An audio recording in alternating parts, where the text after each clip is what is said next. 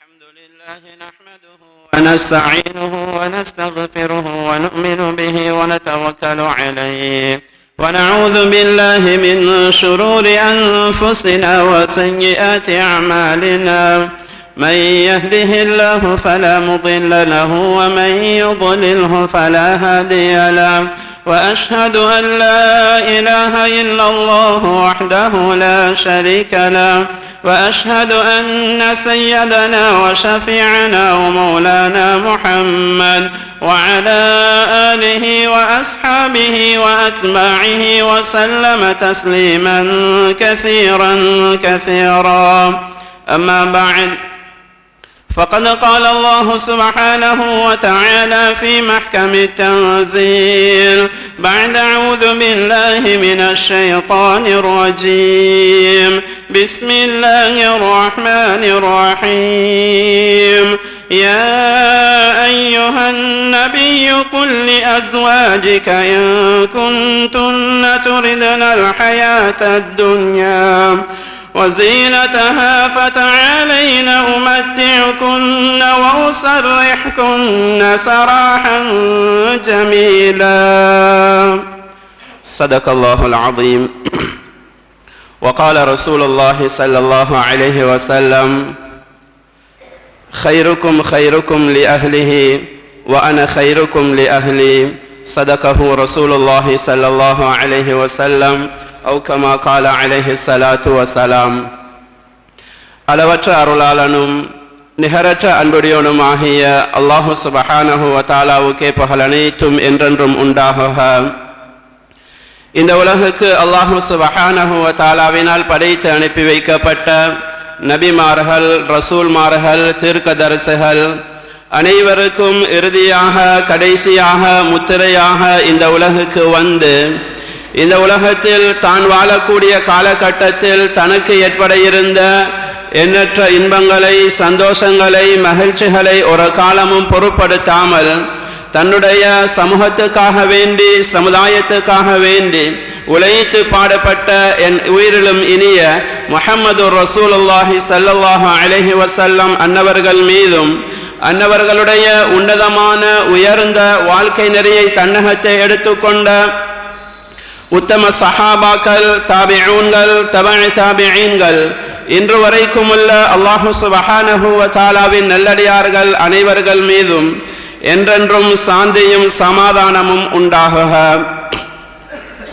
அல்லாஹ்வின் நல்லடியார்களே, கண்ணியத்துக்குரிய கனவான்களே, சகோதரர்களே, அல்லாஹு சுப்ஹானஹு வ தஆலா உலக வாழ்க்கையை மனிதர்களாகிய எம்மவர்கள் எவ்வாறு ஆக்கிக் கொள்ள வேண்டும், உலகத்துடைய வாழ்க்கையை எவ்வாறு கழித்து கொள்ள வேண்டும் என்று குர்ஆன் மூலமாக முஹம்மது ரசூலுல்லாஹி ஸல்லல்லாஹு அலைஹி வஸல்லம் அன்னவர்களை இந்த உலகுக்கு அனுப்பி அவர்களுடைய வாழ்க்கை வழிமுறை மூலமாக எந்த வாழ்க்கையை நாம் வாழ வேண்டும் என்று அல்லாஹ் எங்களுக்கு பிரகடனம் செய்து வைத்திருக்கின்றானோ அந்த உயர்ந்த சிறந்த வாழ்க்கையை தன்னகத்தை எடுத்துக்கொண்டு அல்லாஹ்வை பயந்து அஞ்சி தக்வாவோடு வாழுமாறு முதலில் எனக்கும் அப்பால் உங்களுக்கும் வன்மையுடன் வசியத் செய்து கொள்கின்றேன், இறை கட்டளை பிறப்பிக்கின்றேன்.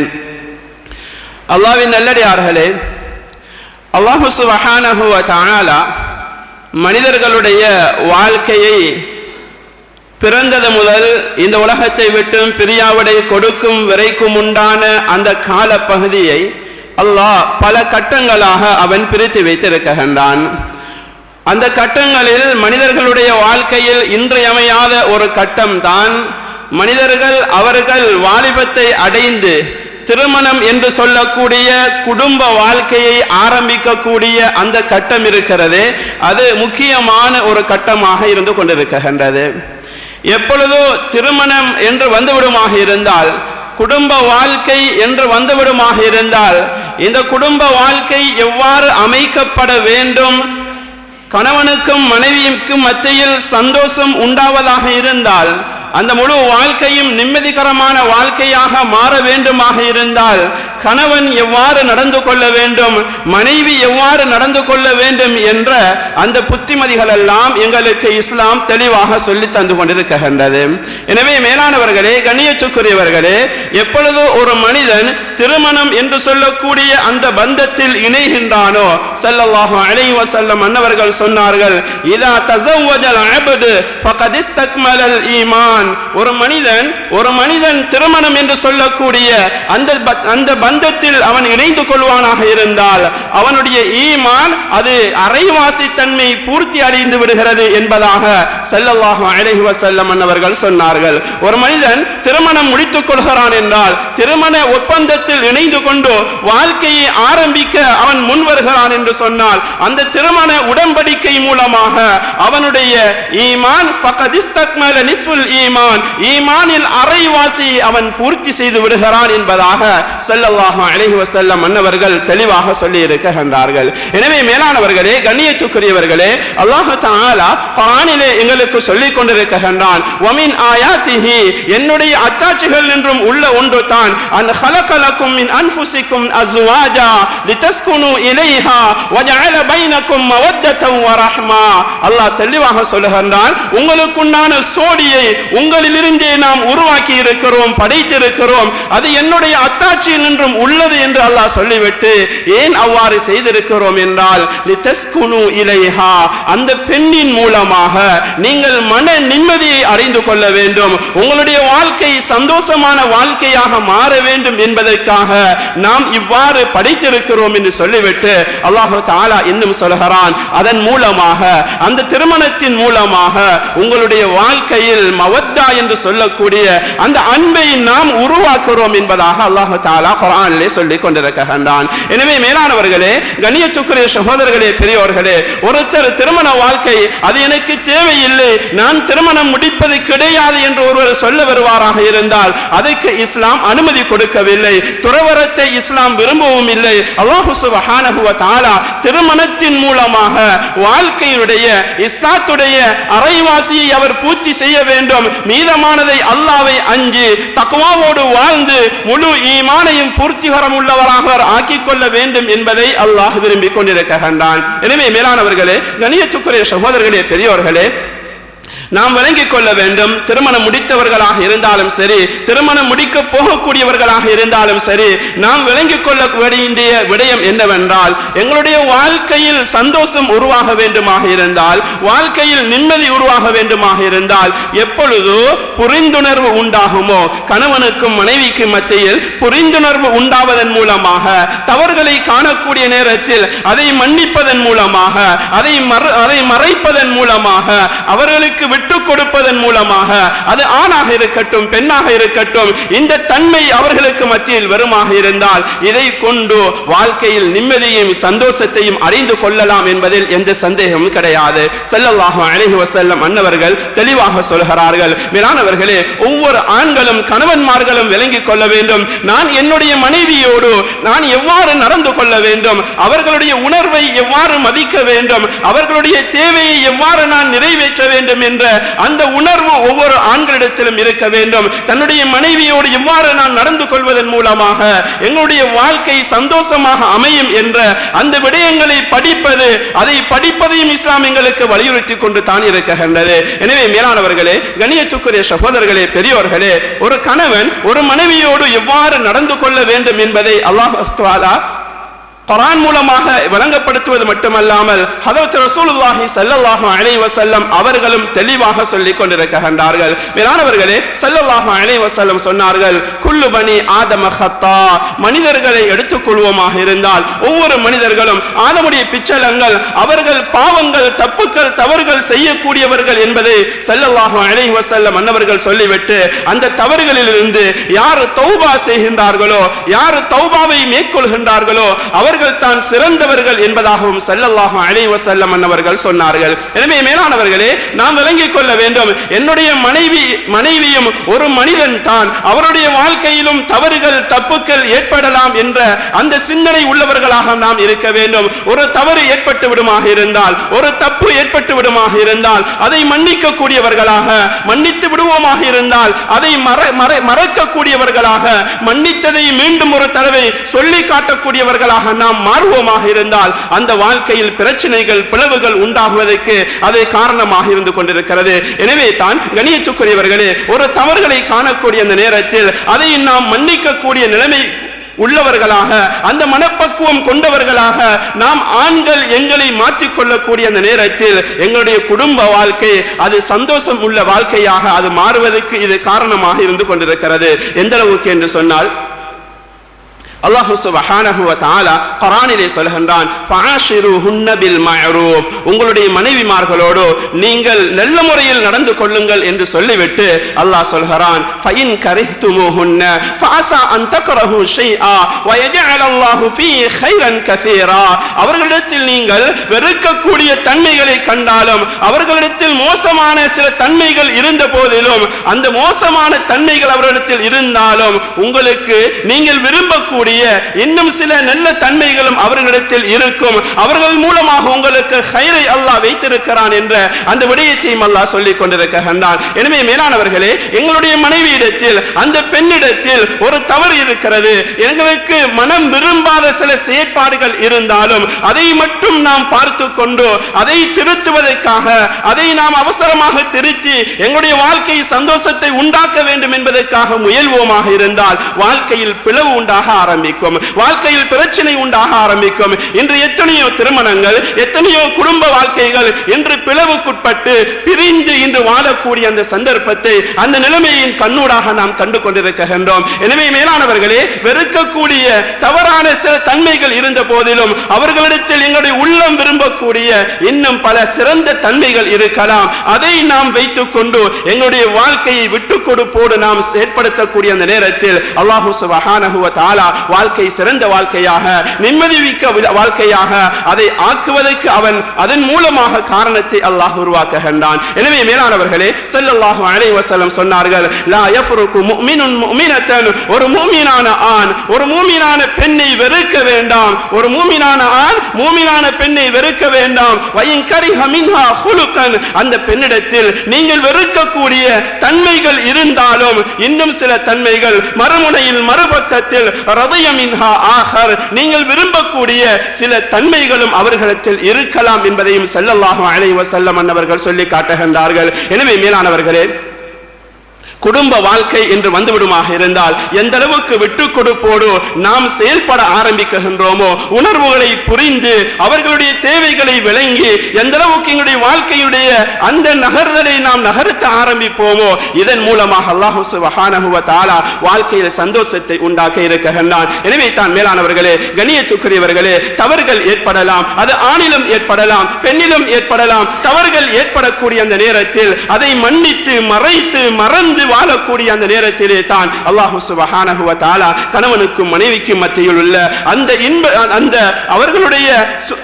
அன்பான வாழ்க்கையை அல்லாஹ் சுப்ஹானஹு வ தஆலா இந்த இப்ப சொல்லப்பட்ட இந்த உணர்வுகள் மூலமாக, இந்த தன்மைகள் மூலமாக அல்லாஹ் சுப்ஹானஹு வ தஆலா வாழ்க்கையை இன்பமான வாழ்க்கையாக ஆக்க அல்லாஹ் காரணமாக ஆக்குகின்றான். எனவே தான் மேலானவர்களே, ஆண்கள் எவ்வாறு நடந்து கொள்ள வேண்டுமோ அதே போன்று இஸ்லாம் தெளிவாக சொல்லி காட்டுகின்றது, பெண்கள் ஆண்களோடு எவ்வாறு நடந்து கொள்ள வேண்டும், அவர்களுடைய மரியாதை என்ன, அவர்களுடைய தன்மைகள் என்ன, இஸ்லாம் ஆண்களுக்கு எந்த அளவுக்கு கணவன்மாருக்கு எந்த உயர்ந்த அந்தஸ்தை கொடுத்திருக்கின்றது என்பதை ஒவ்வொரு பெண்களும் வழங்க வேண்டிய தேவை இருந்து கொண்டிருக்கிறது. மேலானவர்களே, திருமணத்துக்கு முன்னால் இன்று நாம் பார்க்கலாம், எங்களுடைய ஆண் பிள்ளைகளாக இருக்கட்டும், பெண் பிள்ளைகளாக இருக்கட்டும், அவர்களுக்கு தேவையான உலகளாவிய ரீதியில் என்னென்ன கலைகள் தேவையோ, என்னென்ன படிப்புகள் தேவையோ தாராளமான முறையில் இன்று நாம் படிப்பித்துக் கொண்டிருக்கின்றோம், அதற்குண்டான ஏற்பாடை செய்து கொடுத்து கொண்டிருக்கின்றோம். ஆனால் மேலானவர்களே, உலக வாழ்க்கையில் உலகத்துக்காக பயன்படப்படக்கூடிய இந்த உலகத்துடைய இல்மை, உலகத்துடைய கலையை படிப்பை கொடுக்கக்கூடிய நாங்கள் இந்த ஆணும் பெண்ணும் இணைந்ததற்கு பின்னால் திருமண வாழ்க்கை என்று வந்துவிடுமாக இருந்தால், இந்த திருமண வாழ்க்கை அவர்களுக்கு ஏற்படுத்தி கொடுப்பதற்கு முன்னால் ஒரு ஆணும் பெண்ணும் எவ்வாறு நடந்து கொள்ள வேண்டும், ஆண் பெண்ணோடு எவ்வாறு நடந்து கொள்ள வேண்டும், பெண்ணோடு ஆண் நடந்து கொள்வதை போன்று பெண்கள் ஆண்களோடு எவ்வாறு நடந்து கொள்ள வேண்டும், கணவன் மனைவிக்கு மத்தியில் உள்ள அந்த செயற்பாடுகள் எவ்வாறு அமைய வேண்டும் என்ற அந்த விடயங்களை எந்த அளவுக்கு நாம் படித்துக் கொடுத்திருக்கின்றோம். மேலானவர்களே, ஒவ்வொரு பெற்றோர்களும் விளங்க வேண்டும். எங்களுடைய ஆண் பிள்ளைகளாக இருக்கட்டும், பெண் பிள்ளைகளாக இருக்கட்டும், இந்த திருமணத்துடைய விடயங்களை படித்துக் கொடுப்பது, அவர்களுக்கு படித்துக் கொடுப்பது எங்களுடைய கடமையாக இருந்து கொண்டிருக்கிறது. அவர்களுடைய வாழ்க்கை சந்தோஷமாக அமைய வேண்டுமாக இருந்தால் திருமணத்துக்கு முன்னால் திருமண வாழ்க்கை எவ்வாறு அமைய வேண்டும் என்பதற்குண்டான அந்த அத்துணை இல்முகளையும் அவர்கள் படிக்காத வரைக்கும் வேளாணவர்களே வாழ்க்கையில் இன்பத்தை, வாழ்க்கையில் சந்தோஷத்தை அடைய முடியாது. என்று அந்நியர்களுடைய வாழ்க்கையை தான் இன்று நாம் கண்ணுக்கு முன்னால் பார்த்துக் கொண்டிருக்கின்றோம். அவர்களுடைய வாழ்க்கையை போன்று எங்களுடைய வாழ்க்கையை நாம் ஆக்கிக் கொள்வோமாக இருந்தால் இதன் மூலமாக எங்களுடைய வாழ்க்கையில் ஃபித்னாக்கள் உருவாகுமே தவிர, வாழ்க்கையில் நிம்மதி அற்ற நிலைமை உருவாகுமே தவிர, வாழ்க்கையில் சந்தோஷத்தை எதிர்கொள்ள முடியாது, சந்தோஷத்தை எதிர்பார்க்க முடியாது. அதனாலே தான் ஸல்லல்லாஹு அலைஹி வஸல்லம் அன்னவர்கள் பெண்களுக்கு விளங்கப்படுத்துகின்றார்கள், ஒரு ஆண், ஒரு கணவனுடைய அந்தஸ்து என்ன, ஒரு கணவனுடைய அந்தஸ்து என்ன என்பதை முதல் பெண்கள் விளங்க வேண்டும். பெண்கள் ஆண்களுடைய அந்தஸ்தை விளங்குவார்களாக இருந்தால் தான் கணவன்மார்களோடு அவர்களுடைய துணையோடு அவர்கள் சிறந்த முறையில் செயல்பட முடியும் என்பதையும் எங்களுக்கு இஸ்லாம் தெளிவாக சொல்லிக் கொண்டிருக்கிறது. எனவே தான் ஸல்லல்லாஹு அலைஹி வஸல்லம் அன்னவர்கள் விளங்கப்படுத்துகின்றார்கள், லவ் குன்து ஆமிரன் அஹதன் ஐ யஸ்ஜுத லி அஹதின் லஅமர்து அன் தஸ்ஜுத லி ஸௌஜிஹா.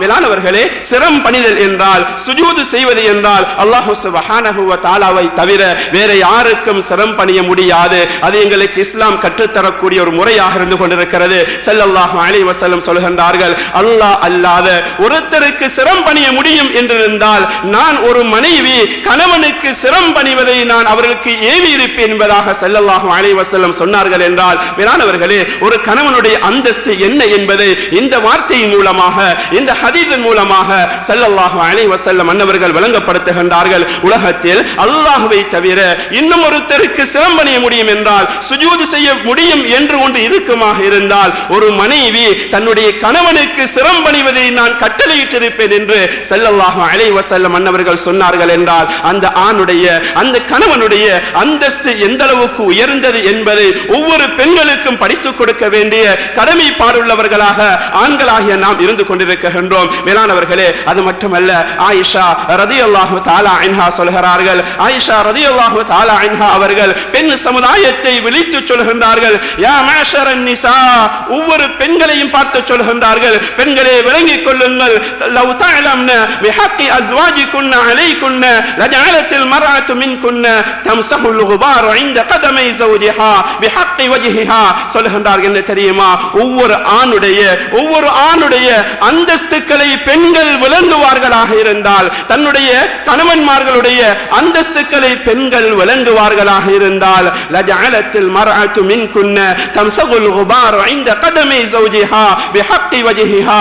சொல்கிறார்கள் என்ன தெரியுமா, தன்னுடைய கணவனுடைய உடம்பில் தூசி பட்டிருக்கிறது, புழுதி பட்டிருக்கிறது என்றால் அதை மேலானவர்களே தன்னுடைய கன்னத்தினால் சுத்தம் செய்ய தயாராகுவார்கள். அவ்வாறு சுத்தம் செய்தாலும் கூட அந்த கணவனுக்கு முறையான முறையிலே, சரியான முறையிலே கடமைப்பாடு புரிந்த பெண்ணாக மாற முடியாது. அந்த அளவுக்கு உயர்ந்த அந்தஸ்தை ஒவ்வொரு ஆண்களுக்கும் கணவன்மாருக்கும் அல்லாஹ் சுப்ஹானஹு வ தஆலா வைத்திருக்கிறான். இந்த விடயம் விளங்காமல், இந்த விடயம் தெரியாமல் இன்று எத்தனையோ பெண்கள் தன்னுடைய கணவன்மாரோடு நடந்து கொள்ளக்கூடிய முறைகள் மேலானவர்களே, அதன் மூலமாக குடும்பத்தில் பல பிரச்சனைகள், அதை பார்க்கக்கூடிய பிள்ளைகளும் அவர்களும் அதே போன்று உருவாக ஆரம்பிக்கின்றார்கள். இதற்கெல்லாம் காரணம் என்ன தெரியுமா, இன்று திருமணம் என்று ஒன்று வந்துவிடுமாக இருந்தால் நான் பார்ப்பதெல்லாம் என்ன தெரியுமா, இன்று உலகத்துள்ள விடயங்களை மட்டும் பார்த்துக் கொண்டிருக்கிறோம். வீடு இருக்கிறதா, காணி இருக்கிறதா, பணம் இருக்கிறதா, செல்வம் இருக்கிறதா, செல்வாக்கு இருக்கிறதா என்பதை பார்க்கின்றோமே தவிர அந்த குடும்பத்தில், அந்த பெண்ணிடத்தில், அந்த ஆணிடத்தில் மார்க்கம் இருக்கிறதா, தீன் இருக்கிறதா, இந்த குடும்பத்தை மார்க்கத்தின் அடிப்படையில் அவர்கள் இட்டு செல்லக்கூடிய அந்த தன்மை உள்ளவர்களாக ஆணும் பெண்ணும் இருக்கின்றார்களா என்பதை பார்ப்பது அரிதிலும் அரிதாக இருந்து கொண்டிருக்கிறது. எனவே தான் மேலானவர்களே, ஒவ்வொரு தந்தைமார்களும் விளங்க வேண்டும், ஒவ்வொரு ஆண்களும் விளங்க வேண்டும், தங்களுக்கு அல்லாஹ் சுப்ஹானஹு வ தஆலா தந்திருக்கக்கூடிய அந்த பெண்களுக்கு இந்த விடயங்களை விளங்கப்படுத்துவது, இந்த விடயங்களை அவர்களுக்கு படித்துக் கொடுப்பது எங்களுடைய கடமையாக இருந்து கொண்டிருக்கிறது. ஆயிஷா ரலியல்லாஹு அன்ஹா அவர்கள் தெளிவாக சொல்கின்றார்கள், ஒரு ஆணுடைய, ஒரு கணவனுடைய அவருடைய உடம்பில் தூசி பட்டிருக்கிறது, புழுதி பட்டிருக்கிறது. இந்த தூசியை புழுதியை அவர்களுடைய கன்னங்களினால் சுத்தம் செய்ய முன் வருவார்கள். உண்மைக்குண்மையான முறையிலே ஆண்களுடைய கணவன்மார்களுடைய அந்தஸ்தை விளங்குவார்களாக இருந்தால் என்பதாக சொல்கின்றார்கள். வீரானவர்களே, தர்ஹீப் என்று சொல்லக்கூடிய அந்த கிரந்தத்திலே பதிவு செய்யப்பட்டிருக்கிறது. ஒரு ஹதீஸ் வருகிறது. எந்த அளவுக்கு என்று சொன்னால், ஒரு கணவனுக்கு அவருடைய உடம்பில் காயம் ஏற்பட்டு அந்த காயம் பழுத்து அதன் மூலமாக சீல் வந்து கொண்டிருக்கிறது என்றால், மேலானவர்களே, அந்த சீலை அந்த மனைவி தன்னுடைய வாயினால் உறிஞ்சி சுத்தம் செய்தாலும் கூட கணவனுடைய கடமையை நிறைவேற்றியவளாக மாற மாட்டாள் என்றால், மேலானவர்களே, ஒரு கணவனுடைய அந்தஸ்தை அல்லாஹ் எந்த அளவுக்கு உயர்த்தி வைத்திருக்கின்றான். மேலானவர்களே, கண்ணியத்துக்குரியவர்களே, இதை தெரியாமல், இதை படிக்காமல், இதை விளங்காமல் இன்று திருமணங்கள் முடித்து கொடுக்கப்பட்டு கொண்டிருக்கிறது. மேலானவர்களே, வெறுமனே சடங்கு வெறுமனே கடமைக்காக திருமணம் முடிப்பதல்ல, வாழ்க்கையை சந்தோஷமாக கொண்டு செல்ல வேண்டும். வாழ்க்கையை சந்தோஷமாக கொண்டு செல்ல வேண்டும். இருவர்களும் அங்கே ஈஜாப் கபூல் செய்யப்படுகிறது என்றால் உலகத்தோடு முடிவதற்கல்ல, ஆகரத்தில் உயர்ந்த சொர்க்கத்தில் இருவரும் கொண்டு போய் சேர்க்க வேண்டும். இருவரும் சொர்க்கத்தில் இருக்க வேண்டும். மேலானவர்களே, அதற்குத்தான் ஈஜாப் கபூல் செய்யப்படுகிறது. உலகளாவிய விடயங்களை ஈற்றுக்கொள்வதற்காக அல்ல, உலகத்தில் உள்ள இன்பங்களை மட்டும் பெற்றுக் கொள்வதற்காக அல்ல. மேலானவர்களே, குடும்ப வாழ்க்கை சந்தோஷமாக அமைய வேண்டுமாக இருந்தால், குடும்ப வாழ்க்கை இன்பம் உள்ளதாக மாற வேண்டுமாக இருந்தால், கணவன் மனைவி இரண்டுவருக்கும் மத்தியில் அது சரியான புரிந்துணர்வு உண்டு வர வேண்டிய தேவை இருந்து கொண்டிருக்கிறது. கணவன் விளங்க வேண்டும், என்னுடைய மனைவியோடு நான் எவ்வாறு நடந்து கொள்ள வேண்டும், மனைவி நடந்து கொள்ள வேண்டும். என்னுடைய கணவனுடைய அந்தஸ்து இந்த அளவுக்கு இஸ்லாத்தில் சொல்லப்பட்டிருக்கிறது. இந்த கணவனோடு நான் எவ்வாறு நடந்து கொள்ள வேண்டும். இந்த கணவன் மூலமாகத்தானே எனக்கு அல்லாஹ் சொர்க்கத்தை வைத்திருக்கின்றான். இவருடைய பொருத்தத்தின் மூலமாகத்தான் எனக்கு அல்லாஹ் சொர்க்கத்தை வைத்திருக்கின்றான். இந்த கணவனோடு நான் சரியாக நடந்து கொள்ள வேண்டுமே என்ற அந்த உணர்வு வர வேண்டுமாக இருந்தால் இந்த விடயங்கள் படித்துக் கொடுக்கப்படுவதன் மூலமாகத்தான் அந்த உணர்வு வரும். அந்த உணர்வு வருவதன் மூலமாகத்தான் அந்த குடும்ப வாழ்க்கை சந்தோஷம் உள்ள வாழ்க்கையாக மாறும். எனவே தான் ஸல்லல்லாஹு அலைஹி வஸல்லம் சொன்னார்கள், மேலானவர்களே, சஹாபாக்களை பார்த்து சொல்கின்றார்கள், நாம் சொர்க்கத்தின் பெண்களை உங்களுக்கு சொல்லித் தரட்டுமா, சொர்க்கத்து பெண்களை உங்களுக்கு சொல்லித் தரட்டுமா என்று கேட்டுவிட்டு ஸல்லல்லாஹு அலைஹி வஸல்லம் சொல்கின்றார்கள், அலா உக்பிருக்கும் பினிசாயிக்கும் ஃபில் ஜன்னah, உங்களுக்கு சொர்க்க பெண்களை நாம் சொல்லித் தரட்டுமா என்று அந்த சஹாபாக்களிடத்தில் கேட்கக்கூடிய அந்த நேரம் சொன்னார்கள் சஹாபாக்கள், காலு பலா யா ரசூலல்லாஹ், சொல்லி தாங்க யா ரசூலல்லாஹ் என்று கேட்கக்கூடிய நேரத்தில் 3 பண்புகளை ஸல்லல்லாஹு அலைஹி வஸல்லம் சொன்னாங்க. இந்த 3 பண்புகள் இருக்கக்கூடிய அந்த பெண்கள் இருக்கிறாங்களே, இவங்க சொர்க்கத்தின் பெண்கள் என்பதாக ஸல்லல்லாஹு அலைஹி வஸல்லம் சொன்னாங்க. அதுல ஒன்று தான் அல் வதூத், நல்ல இரக்கம் உள்ள பெண்கள், கணவன்மாரோடு அழகான முறையிலே அன்போடு நடந்து கொள்ளக்கூடிய பெண்கள். உலகளாவிய ரீதியில் இருந்தாலும் சரி, இல்லாவிட்டாலும் சரி, அவரிடத்தில் குறைகள் இருந்தாலும் சரி, குறை இல்லாமல் இருந்தாலும் சரி, தன்னுடைய கணவன் என்று வந்துடுமாக இருந்தால் அவரோடு அன்பு காட்டக்கூடிய பெண்ணாக, இரக்கம் காட்டக்கூடிய பெண்ணாக, அவரோடு சந்தோஷமாக வாழ்க்கையை கொண்டு செல்லக்கூடிய அந்த பெண் இருக்கிறாளே, இவள் சொர்க்கத்து பெண் என்பதாக ஸல்லல்லாஹு அலைஹி வஸல்லம் அன்னவர்கள் சொல்லிவிட்டு இரண்டாவதாக சொல்கின்றார்கள் அல் வலூத், அது மட்டுமல்ல, அதிகமாக பிள்ளைகளை சுமப்பதற்கு விரும்பக்கூடிய பெண்கள் இருக்கிறார்களே, அதிகமாக பிள்ளைகளை பெற்றெடுப்பதற்கு விரும்பக்கூடிய பெண்கள் இருக்கிறார்களே, இவர்களும் சொர்க்கத்துக்குரியவர் என்று சொல்லிவிட்டு ஸல்லல்லாஹு அலைஹி வஸல்லம் மூன்றாவதாக சொல்கின்றார்கள், இதா கலிபத் அவ் உஸிய இலைஹா அவ் கலிப ஸௌஜுஹா, தன்னுடைய மனைவியிடத்தில் அந்த கணவன் கோபம் கொள்ளக்கூடிய அந்த நேரம் பிரச்சனை வருகிறது. வாழ்க்கை என்றால் பிரச்சனை வரத்தான் செய்யும். பிரச்சனை இல்லாத வாழ்க்கை ஒன்று கிடையாது. மேலானவர்களே, ஏதோ ஒரு பிரச்சனை வந்து விடுகிறது, கணவன் கோபம் கொள்கிறார் அல்லது மனைவி தான் கணவனோடு கோபம் கொள்ளக்கூடிய ஒரு நிலைமை வருகிறது. இந்த நேரத்தில் மனைவி யோசிக்க கூடாது, என்னுடைய கணவன் வந்து என்னிடத்தில் மன்னிப்பு கேட்கட்டும் என்று அந்த மனைவி ஒரு காலமும் யோசித்து விடக்கூடாது. ஸல்லல்லாஹு அலைஹி வஸல்லம் சொல்கிறார்கள், அந்த சொர்க்கத்து பெண் எப்படிப்பட்டவள் தெரியுமா, தன்னுடைய கணவன் தான் கோபித்துக் கொண்டார், கணவன் தான் அவர் சூடாகி விட்டார், என்னோடு பிரச்சனை பட்டு விட்டார் என்றாலும் அந்த பெண் பக்கத்தில் சென்று என்னுடைய கையையும் அந்த பெண்ணுடைய கையையும் தன்னுடைய கணவனுடைய கையையும் சேர்த்துக் கொண்டு கையை பிடித்துக் கொண்டு, நீங்கள் மன்னிக்காத வரைக்கும் என்னால் சுகமாக உறங்க முடியாது, என்னால் நிம்மதியாக வாழ முடியாது என்று தன்னுடைய கணவனிடத்தில் சென்று கையை பிடித்து மன்னிப்பு கேட்கக்கூடிய பெண் இருக்கிறாளே, இவள் சொர்க்கத்து பெண் என்பதாக ஸல்லல்லாஹு ஸல்லல்லாஹு அலைஹி வஸல்லம் அன்னவர்கள் சொல்லி காட்டுகின்றார்கள். எனவே தான் மேலானவர்களே, எப்பொழுது ஒரு பெண் தன்னுடைய கணவனுடைய அந்த பொருத்தம் இல்லாமல் கணவன் கோபித்த நிலைமையில் ஒரு இரவை கழிப்பாளாக இருந்தால் அந்த முழு இரவும் மலக்குமார்கள் பதுவா செய்து கொண்டிருக்கின்றார்கள் என்பதாக ஸல்லல்லாஹு அலைஹி வஸல்லம் சொன்னார்கள். அதே போன்று தான் மேலானவர்களே, ஒரு கணவனோடு கோபித்த நிலையில் ஒரு இரவை ஒரு மனைவி கழித்துக் கொண்டிருக்கிறாள். அதே நிலைமையில் அந்த மனைவி வஃபாத் ஆகுவாளாக இருந்தால், மரணம் அடைவாளாக இருந்தால், கணவனுடைய பொருத்தம் இல்லாமல் கணவனோடு கோபத்தோடு மரணிப்பாளாக இருந்தால் அந்த பெண் சொர்க்கம் செல்ல முடியாது. மேலானவர்களே, கண்ணியத்துக்குரியவர்களே, அல்லாஹ் சுப்ஹானஹு வ தஆலா அந்த அளவுக்கு உயர்ந்த அந்தஸ்தை கணவன்மார்களுக்கு வைத்திருக்கின்றான்.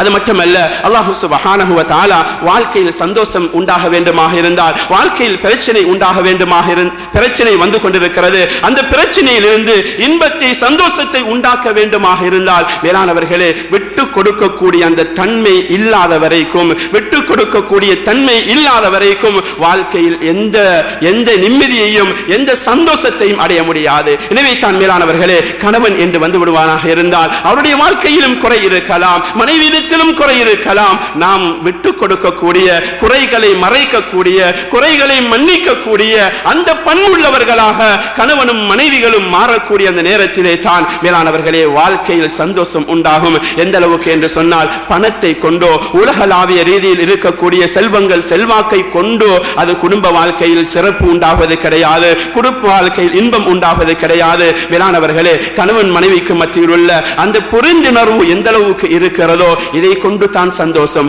அல்லாஹ் சுப்ஹானஹு வ தஆலா எத்தனையோ வரலாறுகளை எங்களுக்கு முன்னாலே வைத்திருக்கின்றான். ஆயிஷா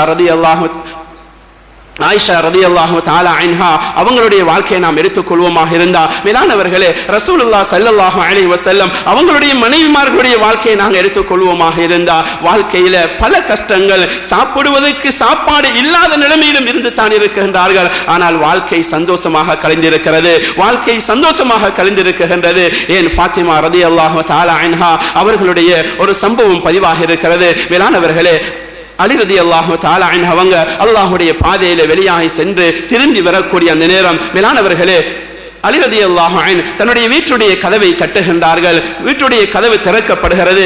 இயலாத நிலைமையில், கஷ்டமான நிலைமையில் ஃபாத்திமா ரலியல்லாஹு தஆலா அன்ஹா அவங்க வந்து அந்த கதவை திறக்கறாங்க. மேலானவர்களே, இந்த நேரத்தில் தான் அலி ரலியல்லாஹு அன்ஹு அவங்க உணர்ந்து கொள்றாங்க, இவங்களோட முகத்தில் மாறுதல் விளங்குது, முகம் மஞ்சளிச்சு போய் இருக்கிறது. மேலானவர்களே, கேட்கறாங்க, ஃபாத்திமா உங்களுக்கு என்ன நடந்தது என்று கேட்கக்கூடிய இந்த நேரத்தில் சொன்னாங்க.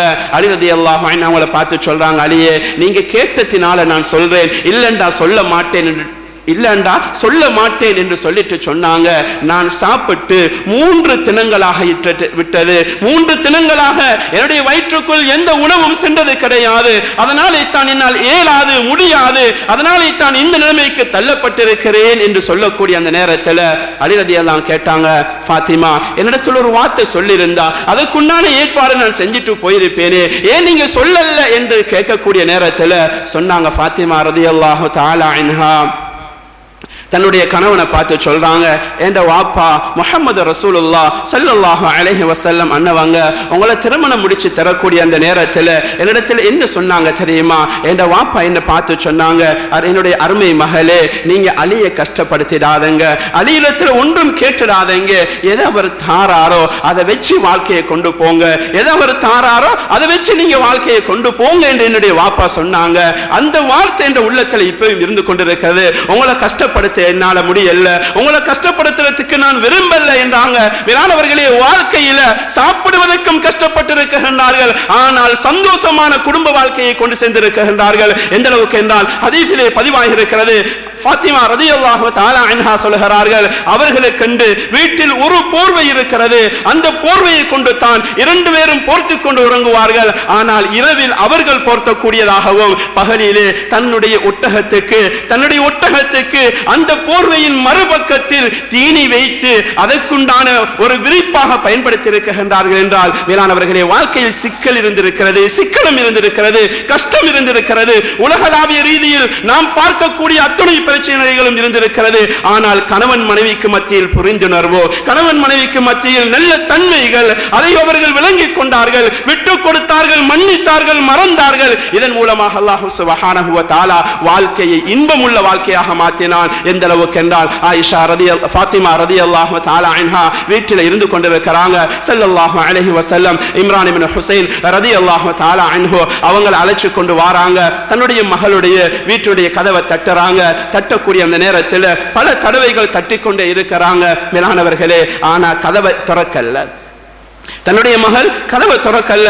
சொன்னாங்க ஸல்லல்லாஹு அலைஹி வஸல்லம், உங்களோட வாப்பா வந்திருக்கிற மகள், கதவை திறங்க என்று சொல்லக்கூடிய அந்த நேரத்தில் உள்ளால இருந்து சத்தம் பெறுகிறது. ஃபாத்திமா ரலியல்லாஹு தஆலா அன்ஹா சொல்றாங்க, என்னுடைய அருமை தந்தையே, என்னிடத்தில் ஒரு போர்வை இருக்கிறது. அந்த போர்வை நான் என்னுடைய முழு உடம்பையும் மறைத்துக் கொள்ள முடியாத அளவுக்கு இருக்கிறது. என்னுடைய உடம்பை மறைத்தால் என்னுடைய முகம் விளங்கி கொண்டிருக்கிறது. நீங்க இம்ரான் இப்னு ஹுசைனை கூட்டிக் கொண்டு வந்திருக்கிறீங்க, ஒரு அந்நிய ஆணுக்கு முன்னால நான் எப்படி வாரது என்று கேட்கிறாங்க.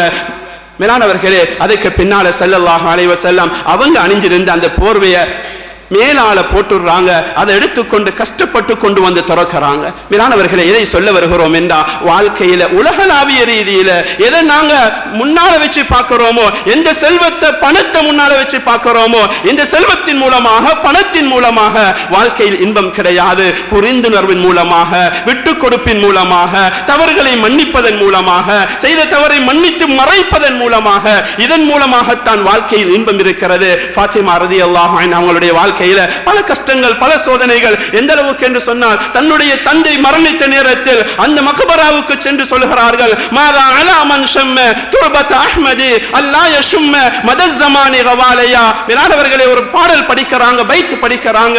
எனக்கு வந்த சோதனைகள் இருக்கிறது, அந்த அத்தனை சோதனைகளும் இந்த சூரியனுக்கு கொடுக்கப்படுமாக இருந்தால் சூரியன் ஒளி மங்கிவிடும் என்ற அந்த கருத்தில் அவர்கள் படித்துக் கொண்டு அந்த அவளுடைய கஷ்டத்தை விளங்கப்படுத்துகின்றார்கள். என்னுடைய கஷ்டம் வரக்கூடிய அந்த நேரம் எல்லாம் என்னுடைய தந்தை எனக்கு ஆறுதலாக இருந்தார்கள் என்று விளங்கப்படுத்துகின்றார்கள். வாழ்க்கையில் பல கஷ்டங்கள் மேலானவர்களே.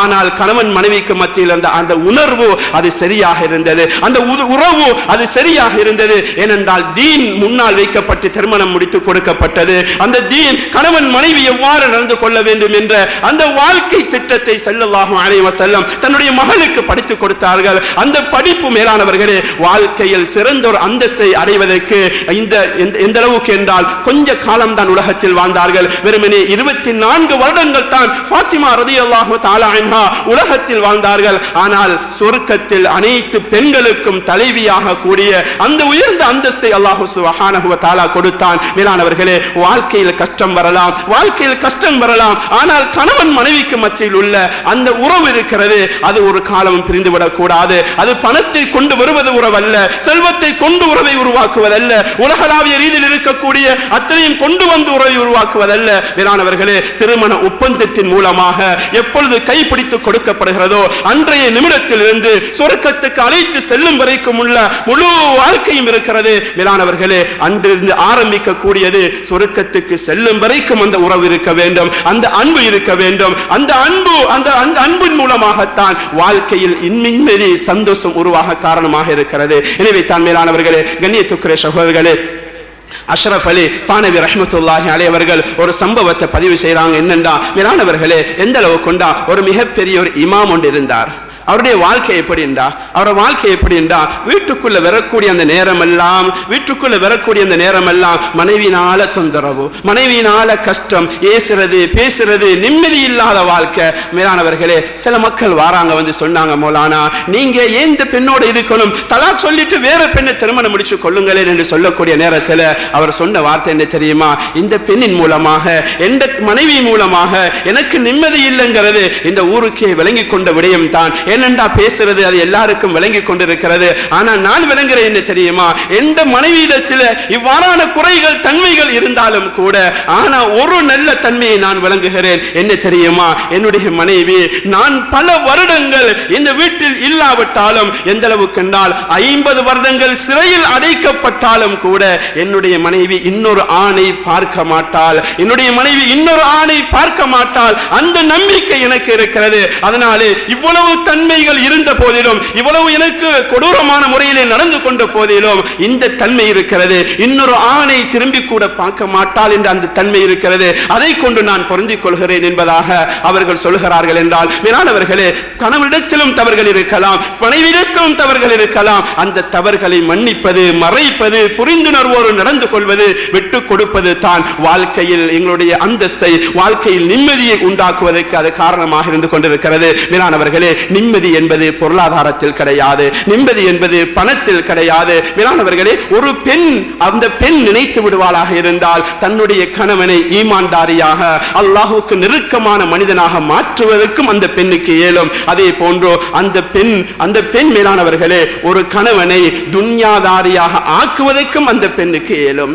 இருப்பதை கொண்டு, கொடுப்பதை கொண்டு தன்னுடைய வாழ்க்கையை சரியான முறையிலே கழிக்கக்கூடிய ஒரு பெண்ணாக இருந்தால், மேலானவர்களே, இதன் மூலமாக தன்னுடைய கணவனை ஈமான்தாரியாக மாற்ற முடியும். ஆனால் கொடுப்பது போதாது, இன்னும் வேண்டும் என்ற அந்த தன்மை உண்டாகுமாக இருந்தால் இதன் மூலமாக அவர் துன்யாதாரியாக மாற ஆரம்பிப்பார்.